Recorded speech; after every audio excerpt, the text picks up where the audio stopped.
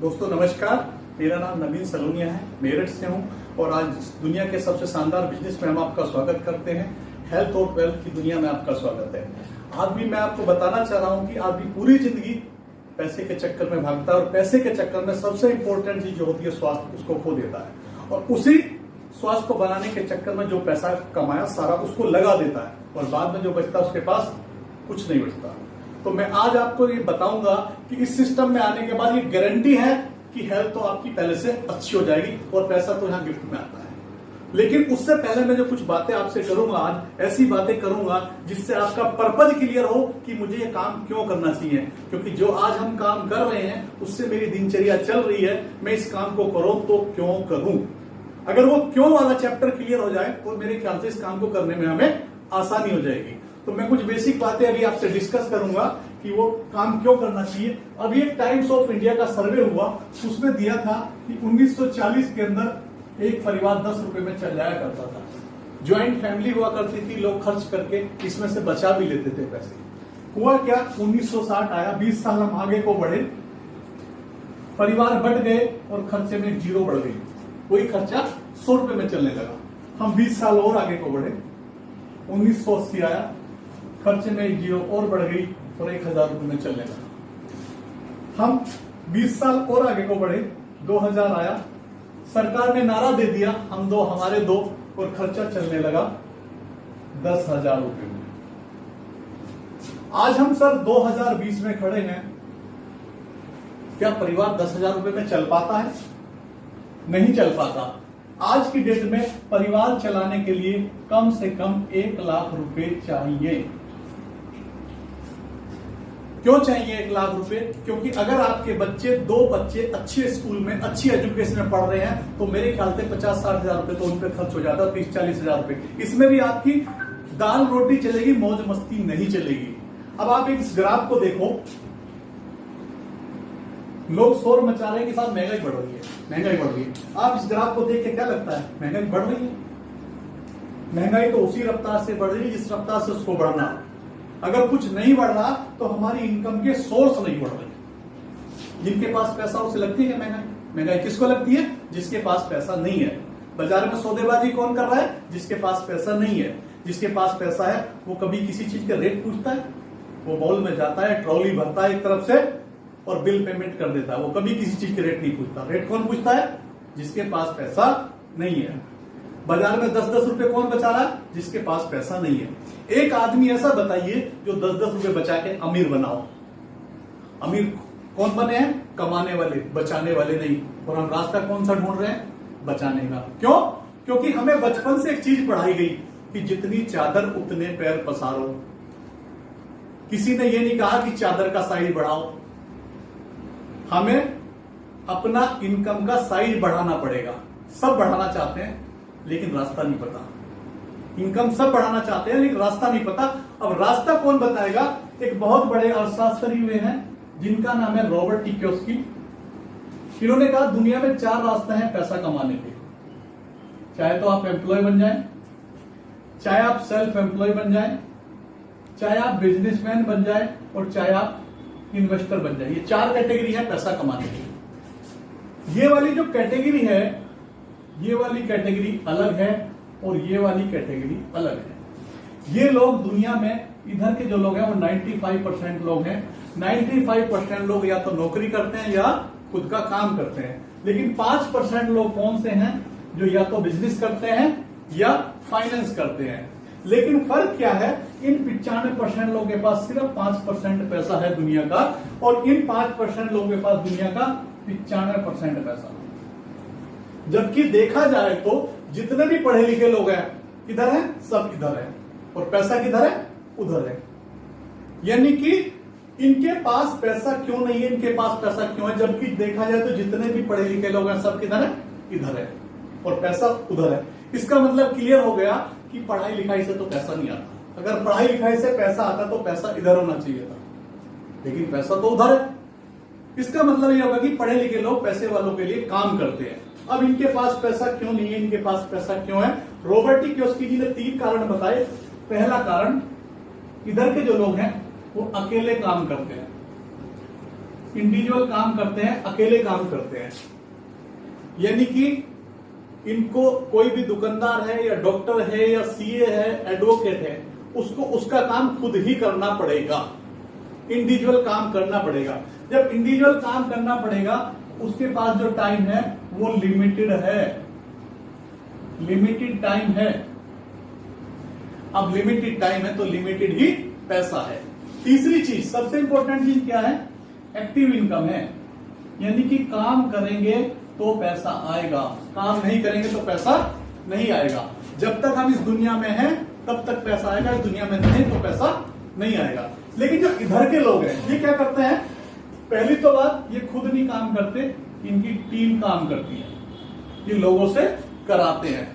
और इस दुनिया में सबसे बड़ी बात है कि काम करने से पैसा नहीं आता, करवाने से आता है। इसका एग्जाम्पल लेते हैं, 100 मजदूरों में ठेकेदार होता है, कुछ करता है क्या? लेकिन पैसे मजदूर ज्यादा कमाता है या ठेकेदार? ठेकेदार ज्यादा कमाता है। क्यों कमाता है? क्योंकि वो काम करवाता है। हॉस्पिटल का मालिक ज्यादा पैसे कमाता है, डॉक्टर ज्यादा कमाता है, मालिक ज्यादा कमाता है। क्यों? क्योंकि वो साफ से काम कराता है।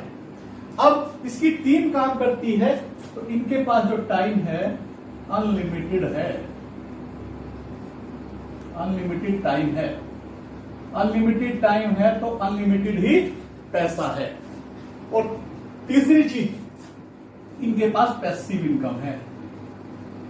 पैसिव इनकम यानी कि हॉस्पिटल का मालिक इस दुनिया में रहे या ना रहे, उसके परिवार को पैसा जाएगा या नहीं जाएगा? जाएगा। क्यों जाएगा? क्योंकि उसने उसकी टीम काम कर रही है। लेकिन डॉक्टर जो 17 साल पढ़ के आया, अगर वो ना रहे, क्या उसके परिवार को पैसा जाएगा? नहीं जाएगा। ये बहुत बड़ा कारण है इधर पैसा होने का, इधर पैसा ना होने का।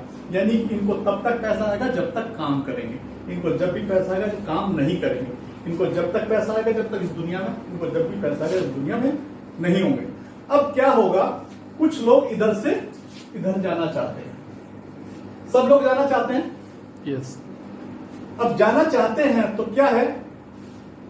इसके लिए बेसिकली 4 चीजें होनी जरूरी है। पहली चीज, पैसा चाहिए, इन्वेस्टमेंट चाहिए। अगर कोई भी हॉस्पिटल बनाना है 2-4 करोड़ रुपए चाहिए।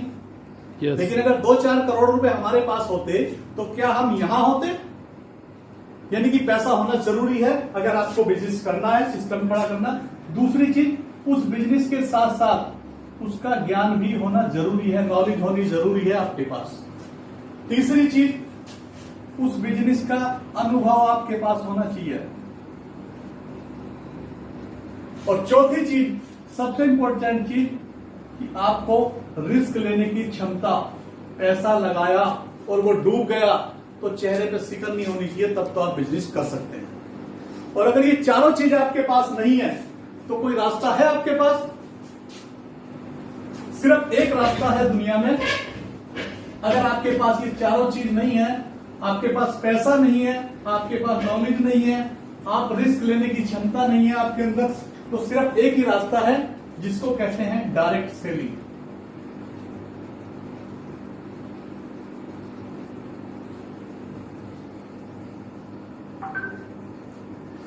ये वो रास्ता है जिसमें आप बिना किसी अनुभव के, बिना किसी रिस्क के, आप बिना किसी नॉलेज के, आप भी 5% की दुनिया में जा सकते हैं, आप भी पैसिव इनकम ले सकते हैं।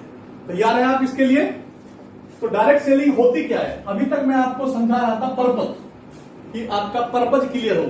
पर्पज मेरे ख्याल से कुछ क्लियर हुआ होगा कि मुझे ये काम क्यों करना चाहिए। अब मैं बात करूंगा कि डायरेक्ट सेलिंग होती क्या है।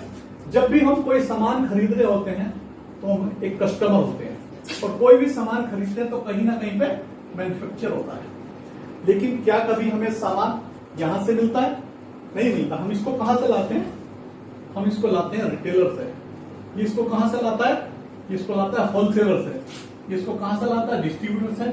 और ये C&F से, और ये मैन्युफैक्चर। इस चैनल से होते हुए सामान हम तक पहुंच जाता है। अच्छा, जिस सामान के हम 100 रुपए पे करते हैं, क्या वो सामान यहां से 100 का चला होगा? नहीं चला होगा। कितने का चलता होगा? यहां से 15 रुपए से लेकर 30 रुपए का, यानी कि 30% पे अच्छी अच्छी कंपनी का माल निकल जाता है। अब बाकी जो 70% पैसा कहां जाता है? वो जाता है इनकी जेब में। मीडिएटरों की जेब में, बिचौलियों की जेब में ये 70% पैसा यहां जाता है। इसमें एक बहुत बड़ा पैसा एडवर्टाइजमेंट में भी चला जाता है, जबकि एडवर्टाइजमेंट से ना तो चीज की क्वालिटी बढ़ती और ना ही घटती। बढ़ते हैं क्या? सिर्फ रेट। जबकि इनका रोल क्या होता है? लोगों का इस सामान को यहां से यहां पहुंचाना।